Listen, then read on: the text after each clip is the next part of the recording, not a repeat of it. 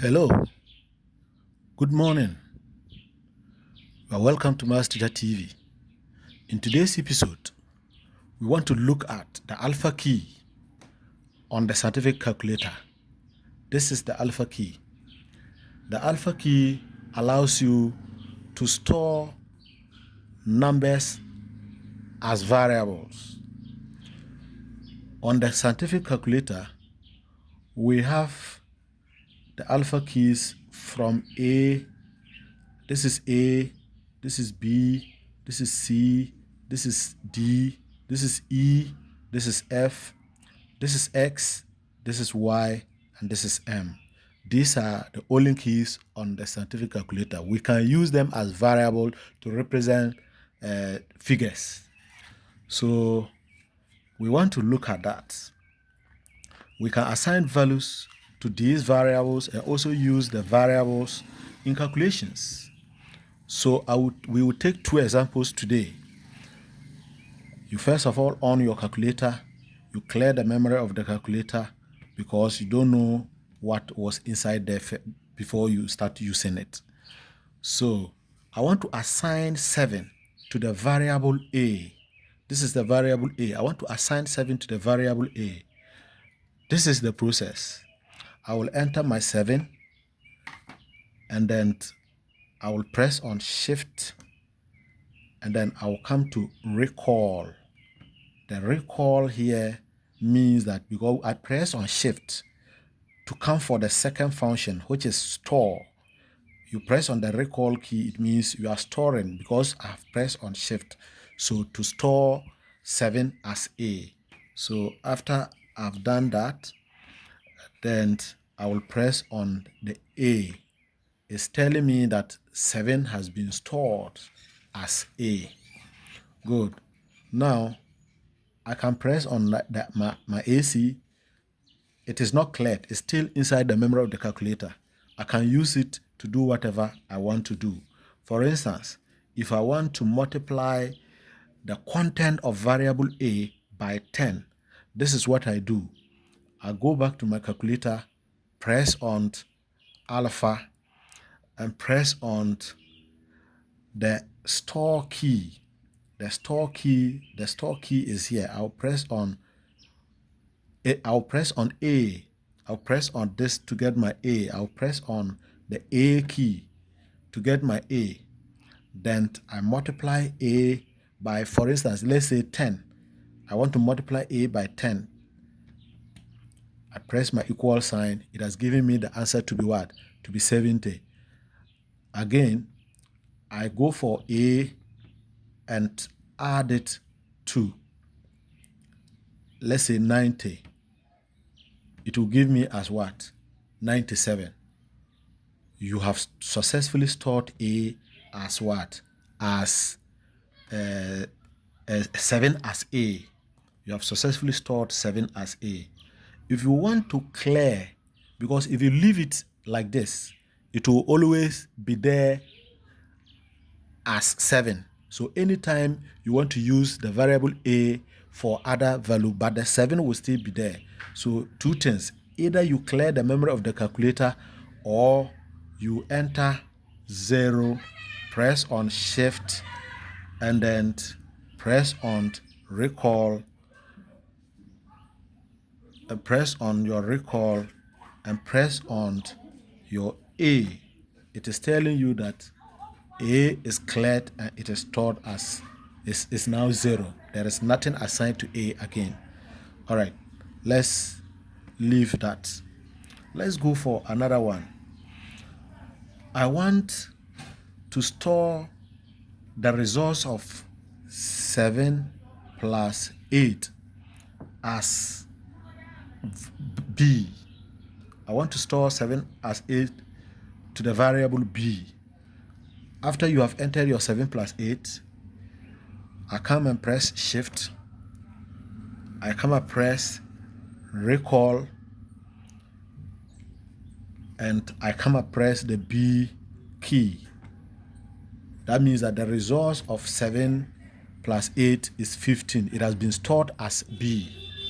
If I want to use this resource to do a calculation. Let me say I want to multiply this result by 5.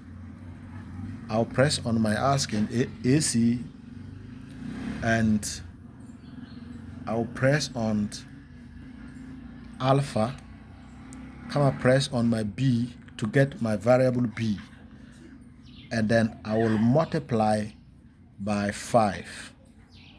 The answer will give me what? 75. It means 15 times 5, the answer is 75. Let me add to any number. Let me add it to any number. I will go for my alpha, I come for my B, and say plus 50. The answer is 65. Good. Good. This is a past question. It is saying that if x is equal to the square root of 17 plus 2 pi, and y is equal to sine pi over 6 minus cos pi over 3, find 3x plus y square. We can easily use our calculator to get this question done easily for us. So this is an objective elective maths past question. So if I were there, I will quickly use my calculator to get the answer and move on. So let's start. You start by entering the first x value, which they say x is equal to the square root of 17 plus 2. And then if you want pi, this is where pi is, but it's a second function. So you go and press shift and press this key to get your pi. Good. You have entered the x value. We want to assign this value to x. After you have entered, you press on shift, you press on recall to store, and you press on, we want x, so you press on the bracket open key, which is standing for what? Which is for x. So you press on x. It is telling you that it has stored this value as x. That aside, let's leave it aside and go and enter the y key. The y key says sine, but remember, once it opens a bracket and the other part is a fraction, so after the sine you go for fraction key.